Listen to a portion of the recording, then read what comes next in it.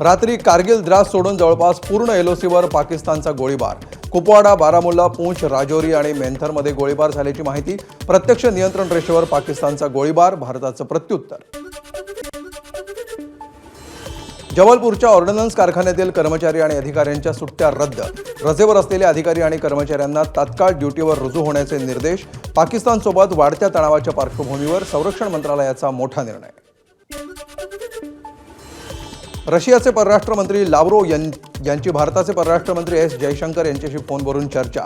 पहलगाम दहशतवादी हल्ल्यानंतर भारत पाकिस्तानमधील तणावावर दोघांमध्ये चर्चा। भारताला सर्वतोपरी मदत करण्याचं रशियाचं आश्वासन। पाकिस्तानी संसदेचं उद्यापासून विशेष अधिवेशन। भारताच्या भीतीने रणनीती आखण्याची तयारी सुरू। पाकिस्तानकडून सतत युद्धबंदीचं उल्लंघन। पाकव्याप्त काश्मीरच्या लिपा व्हॅलीमधून दहशतवाद्यांची मोठी खेप भारतात पाठवण्याचे प्रयत्न सुरू। तपास यंत्रणेतील सूत्रांची माहिती। भारताच्या कारवाईमुळे पाकिस्तानमध्ये भीती। पाकिस्तानी सैन्याकडे शस्त्रांची कमतरता। पाककडे फक्त 4 दिवस पुरेल इतकाच दारुगोळा। भारताशी युद्ध झालं तर पाकिस्तान 96 तासांपेक्षा जास्त काळ टिकू शकणार नाही। पाकिस्तानकडून अब्दाली क्षेपणास्त्राची चाचणी। 450 किलोमीटरपर्यंत क्षेपणास्त्राची मारक क्षमता। पाककडून भारताविरुद्ध सज्ज असल्याचा दावा। मात्र अशा क्षेपणास्त्रांचं प्रक्षेपण हे केवळ तणाव वाढवण्याचा प्रयत्न। भारतीय सैन्य हवाई संरक्षणासाठी शस्त्र खरेदी करणार।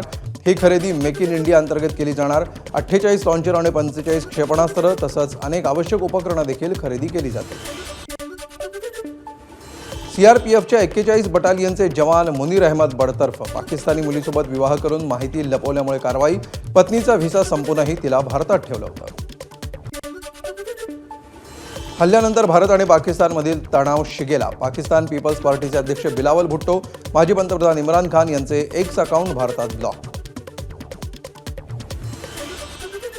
पाकिस्तानसाठी हेरगिरी करणाऱ्या दोघांना अमृतसरमधून अटक। दोघं अमृतसर छावणी भागाची माहिती पाकिस्तानला पाठवत होते, तर अमृतसर जेलमधील हरप्रीत सिंगद्वारे या दोघांना या 2 हेरांचा आयएसआयशीही संपर्क।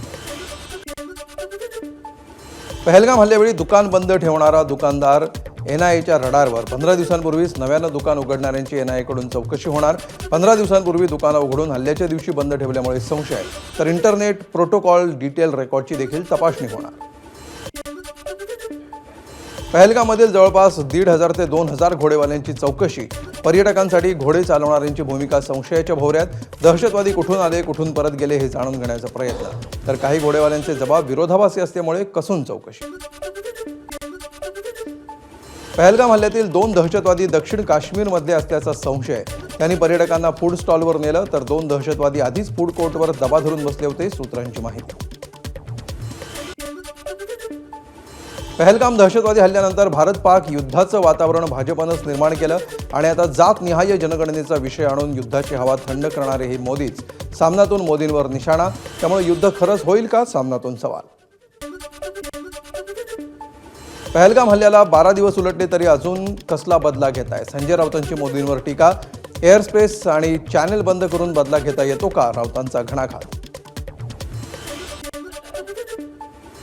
सरकारला फक्त विरोधकांचा बदला घेता येतो, संजय राऊतांचा टोला।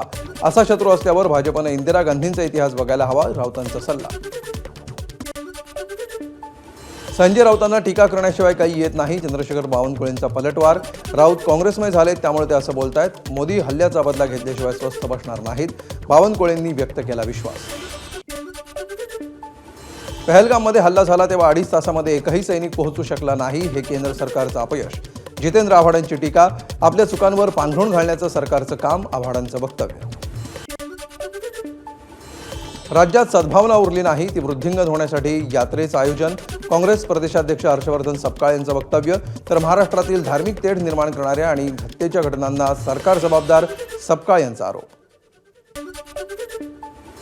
चंद्रपूरच्या भद्रावती आयुध निर्माणी कर्मचाऱ्यांच्या सुट्ट्या रद्द। सुट्टीवर असलेल्या कर्मचाऱ्यांना तातडीनं कामावर रुजू होण्याचे निर्देश। भारत पाकिस्तानमध्ये वाढलेला तणाव लक्षात घेता 6 महिन्यांचा शस्त्रसाठा निर्मितीचे आदेश। सेनेच्या शंभूराज देसाईंनी आयोजित केलेल्या पर्यटन महोत्सवाला राष्ट्रवादीच्या सर्वच नेत्यांची गैरहजेरी, तर राष्ट्रवादीच्या माजी मुख्यमंत्री सन्मान सोहळ्याला एकनाथ शिंदे अनुपस्थित राहिल्यामुळे चर्चा नावधान।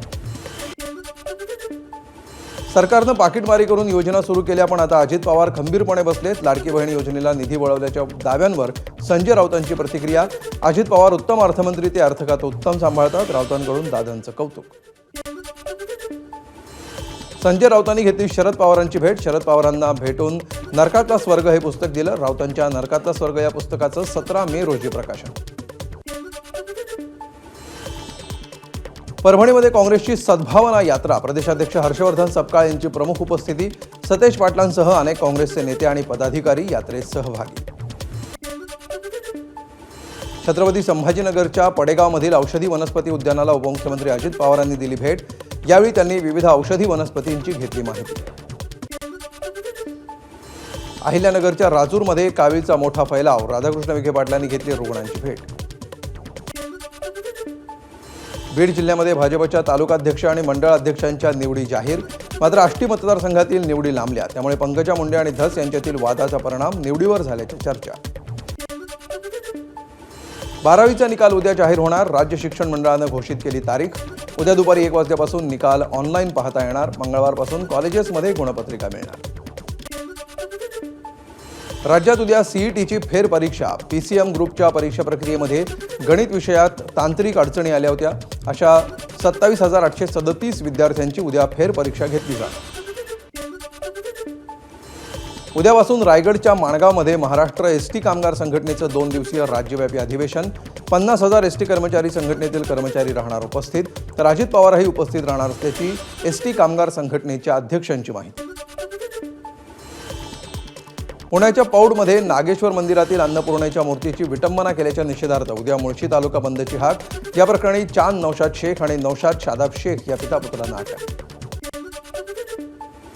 गोकुळ दूध उद्यापासून 2 रुपयांनी महागणार. पुणे मुंबईमध्ये म्हशीचं दूध प्रति लिटर 74 रुपये, तर उर्वरित महाराष्ट्रामध्ये 68 रुपये प्रति लिटर. गाईच्या दुधामध्ये देखील 2 रुपयांची वाढ. मुंबई पुण्यामध्ये 58 रुपये, तर उर्वरित राज्यामध्ये 50 रुपये प्रति लिटर दर होणार. अहिल्यानगर जिल्ह्यामध्ये उन्हामुळे दूध उत्पादनात जवळपास 20% घट. दूध उत्पादनामध्ये घट आणि पशुखाद्याच्या दरामध्ये वाढ झाल्यामुळे शेतकरी अडचणीत. सरकारनं दूध भेसळ बंद करून दुधाला भाव देण्याची शेतकऱ्यांची मागणी. Vandre Worli sea link e वाहनांसाठी टोल मुक्त होण्याची शक्यता. ईव्ही वापराला प्रोत्साहन देण्यासाठी निर्णय. शिर्डीच्या साईबाबा संस्थानाला धमकीचा मेल आल्यानंतर साईबाबा संस्थान सतर्क. प्रत्येक भाविकाची तपासणी करूनच मंदिरात प्रवेश. पुणे नागपूर वंदे भारत एक्सप्रेस लवकरच धावणार. मध्य रेल्वेकडून वेळापत्रक तयार करण्याचं काम सुरू. मध्य रेल्वेच्या वरिष्ठ अधिकाऱ्यांची माहिती. माझीवडा पुलावरील मुंबई मार्गिका 22 मे पर्यंत रात्रीच्या वेळी वाहतुकीसाठी बंद. रस्ते दुरुस्ती कामामुळे वाहतूक पोलिसांचा निर्णय. नागपुरात जगातील सर्वात मोठं चित्रपटगृह उभारणार. वेव्स 2025 परिषदेमध्ये महत्त्वपूर्ण घोषणा. प्रसिद्ध निर्माते अभिषेक अग्रवाल आणि विक्रम रेड्डी यांच्या प्रकल्पानं भारताला जागतिक मनोरंजन केंद्र करण्याचं उद्दिष्ट. सरकारच्या किती योजनांचा लाभ आदिवासी लाभार्थ्यांपर्यंत पोहोचतो याचा आढावा घेण्यासाठी आदिवासी पाड्यांचं सर्वेक्षण. त्याचा अहवाल 30 मे पर्यंत सादर करण्याचे आदिवासी विकास मंत्री अशोक उईके यांचे निर्देश. मनसेकडून मुंबईतल्या दिंडोशी परिसरामध्ये रोजगार मेळाव्याचं आयोजन. मनसे नेते अमित ठाकरेंच्या हस्ते उद्घाटन. मेळाव्यामध्ये बेरोजगार तरुण आपल्या पसंतीचा जॉब निवडू शकणार. महाबळेश्वरमध्ये महापर्यटन महोत्सव. पर्यटकांसाठी महोत्सवामध्ये विशेष हेलिकॉप्टर राईड. निसर्गाच्या कुशीतल्या महाबळेश्वराचं हवाई दर्शन घेण्याची पर्यटकांना संधी. हेलिकॉप्टर राईडला पर्यटकांचा सर्वाधिक प्रतिसाद. आजच्या पिढीला चित्रपटातून छत्रपती शिवाजी महाराज, छत्रपती संभाजी महाराज यांचा इतिहास समजतो ही दुर्दैवी बाब. सांगलीतील शिवोत्सव कार्यक्रमामध्ये सार्वजनिक बांधकाम मंत्री शिवेंद्रराजे भोसलेंचा विधान. ओटीटी प्लॅटफॉर्म उल्लू ॲपकडून मेलद्वारे मनसेची जाहीर माफी. मनसे वर्सोवा विधानसभा विभाग अध्यक्ष संदेश देसाई यांच्या शिष्टमंडळाकडून आंबोली पोलीस ठाण्यामध्ये दाखल करण्यात आली होती तक्रार. न्यू इंडिया बँकेच्या घोटाळा प्रकरणी अटकेतील जावेद आझमचा जामीन अर्ज न्यायालयानं फेटाळला. जामीन मिळाला तर पुराव्यांशी छेडछाड करून साक्षीदारांची दिशाभूल करू शकतो, न्यायालयाचं निरीक्षण. राम नाईक यांचा मत्स्योद्योग विकास धोरण समितीच्या अध्यक्षपदाचा राजीनामा. प्रकृतीच्या कारणास्तव राजीनामा दिला असल्याची माहिती. महाबळेश्वरमधील महापर्यटन महोत्सवाचा समारोप. कार्यक्रमाला विधान परिषद सभापती राम शिंदेंची उपस्थिती. महाबळेश्वरमधील मागर मधाचं गाव पाहण्यासाठी पर्यटकांची गर्दी. सलगच्या सुट्ट्यांमुळे होते दरवर्षी गर्दी. मधाच्या गावातून वर्षाकाठी करोडोंची उलाढाल होत असल्याची माहिती. राज्याच्या काही भागामध्ये पुढील 3-4 दिवस वादळी वाऱ्यासह अवकाळी पावसाचा इशारा. उत्तर कोकण, उत्तर महाराष्ट्र आणि इतर काही भागामध्ये वादळी वाऱ्यासह पावसाचा इशारा. तर विदर्भामध्ये काही भागात 50 ते 60 किलोमीटर प्रति तास वेगानं वारे वाहण्याची शक्यता. वर्ध्याच्या कारंजा घाडगे या गावी पाणी टंचाईनं नागरिक त्रस्त. काही भागामध्ये 4 ते 5 तर काही भागामध्ये 8 ते 10 दिवसांनी पाणी पुरवठा होत असल्याची माहिती. नगरपंचायतीकडून 2 टँकरनी शहरामध्ये पाणी पुरवठा. किल्ले रायगडावरील 24 घरं आणि 56 दुकान मालकांना अतिक्रमण हटवण्याच्या नोटिसा. 30 मे पर्यंत रहिवाशांनी ही घरं रिकामी करण्याचे वन विभागाचे आदेश. राज्यातील सर्वच गड किल्ले अतिक्रमण मुक्त करण्याच्या मोहिमेअंतर्गत कारवाई. पॅलेस्टाईन आणि गाझा भागातील नागरिकांच्या मदतीसाठी एका फाउंडेशनच्या माध्यमातून निधी लाटल्याचा प्रकार समोर. दहशतवाद विरोधी पथकाकडून गुन्हा दाखल. बीडच्या गेवरा येथील प्रकार. सायबर गुन्हेगारी आमच्या समोरचं मोठं आव्हान. गृहराज्यमंत्री पंकज भोयर यांचं वक्तव्य. विदर्भ पेट्रोल डीलर असोसिएशनच्या डिजिटल पेमेंट न स्वीकारण्याच्या निर्णयावर विचार करून तोडगा काढता येईल, भोयर यांचं वक्तव्य.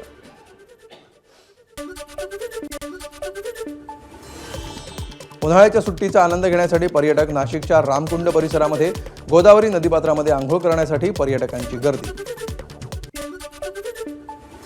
डोंबिवलीमध्ये 2 गटात राडा. तलवारी, लोखंडी रॉड आणि दगडांनी दोन्ही गटांकडून मारहाण. 3 ते 4 जण जखमी झाल्याची माहिती.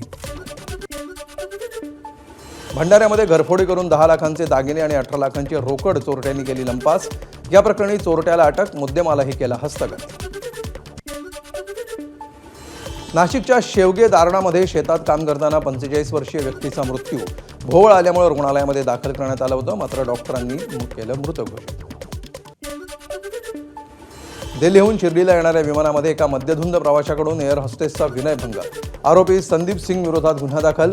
इंडिगो एअरलाइन्सच्या विमानातला प्रकार. सांगलीच्या तासगावामध्ये आई आणि बहिणीकडून तरुणाची हत्या. आग लागून तरुणाचा मृत्यू झाल्याचा केला कांगावा. आई आणि बहीण पोलिसांच्या ताब्यात. कौटुंबिक वादातून गुंगीचं औषध देऊन डोक्यात दगड घालत हत्या केल्याचं समोर. जळगावच्या राष्ट्रीय महामार्गावरील कालिका माता मंदिर भाग परिसरामध्ये 30 वर्षीय तरुणाची निर्घृण हत्या. अनैतिक संबंधातून हत्या झाल्याची माहिती. आकाश भावसार हे तरुणाचं नाव. आरोपींचा शोध सुरू. बीडच्या माजलगाव जवळच्या खानापूरमध्ये वडिलांकडून मुलाची हत्या. मद्यपान करून त्रास देत असल्यामुळे हत्या केल्याची माहिती. आरोपी पोलीस ठाण्यात हजर. नाशिकच्या भगूर भागामध्ये शेतीच्या वादातून कुटुंबाला लाठ्याकाठ्यांनी मारहाण. मारहाणीची घटना सीसीटीव्हीत कैद. देवळाली कॅम्प पोलीस ठाण्यामध्ये 10 जणांविरुद्ध गुन्हा दाखल. येवल्यातील कोळंबमध्ये आवारे वस्तीमध्ये चाकूचा धाक दाखवून चोरी.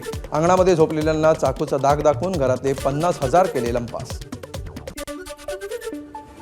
यवतमाळच्या ढाणकी ते बेटरगाव रोडवर दुचाकींची समोरासमोर धडक. एकाचा मृत्यू, दोघे गंभीर जखमी. रात्रीच्या वेळेस शेतातील पिकांची राखण करण्यासाठी गेलेल्या शेतकऱ्यावर वाघाचा हल्ला. शेतकऱ्याचा मृत्यू. महाराष्ट्र मध्य प्रदेश सीमेवरील कुडवा गावातील घटना. वाघाच्या अस्तित्वानं शेतकऱ्यांमध्ये भीतीचं वातावरण. नाशिकच्या येवला शहरामध्ये एका संशयिताकडून 4 तलवारी जप्त. पोलिसांनी संशयिताला घेतलं ताब्यात. गोपनीय माहितीच्या आधारे पोलिसांची कारवाई.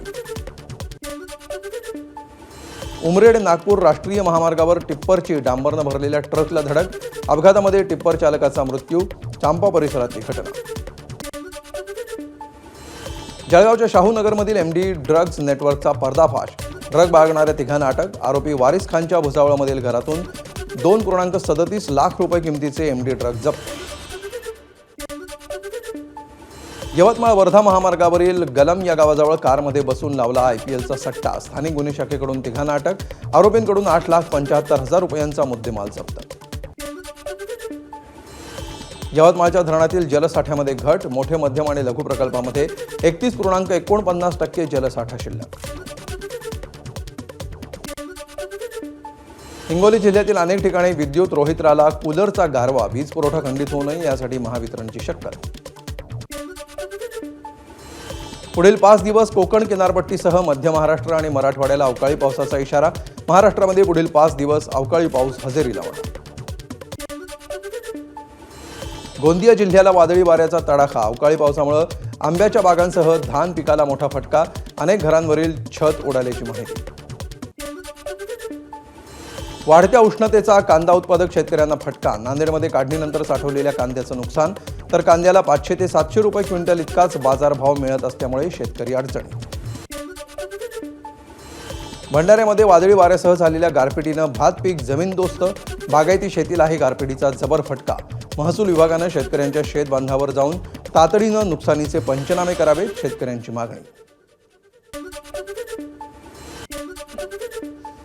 मुंबईच्या संजय गांधी राष्ट्रीय उद्यान आणि आरे वसाहतीमध्ये 54 बिबट्यांचं वास्तव्य. 10 वर्षांमध्ये बिबट्यांची संख्या 23 वाढली.